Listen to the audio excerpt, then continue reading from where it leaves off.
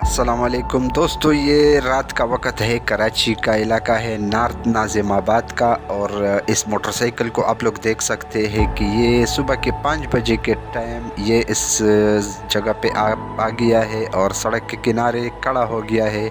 और ये 2 अफराद हैं जो कि इस मोटरसाइकिल पे यहाँ पहुँचे हैं। ये नॉर्थ नाज़िमाबाद के इलाका अब्दुल्ला कॉलेज के करीब का ये वाक़या है, जहाँ पे ये 2 अफराद डकैत यहाँ पे रुक गए हैं और अब ये थोड़ा सा ड्रामा करते हैं। और उसके बाद ये अभी इसका एक साथी मोटरसाइकिल से उतरेगा और वो आराम से अब इस जहाँ पे ये इसका शिकार है उस जानिब बढ़ेगा, और ये मनाजिर आप लोग देख सकेंगे इस वीडियो में।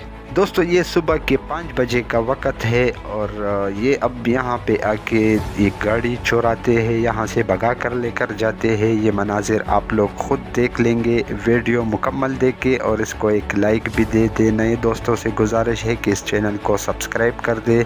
ऐसे ही रोज़ाना की वाक़यात हम इस चैनल पे अपलोड करते रहते हैं।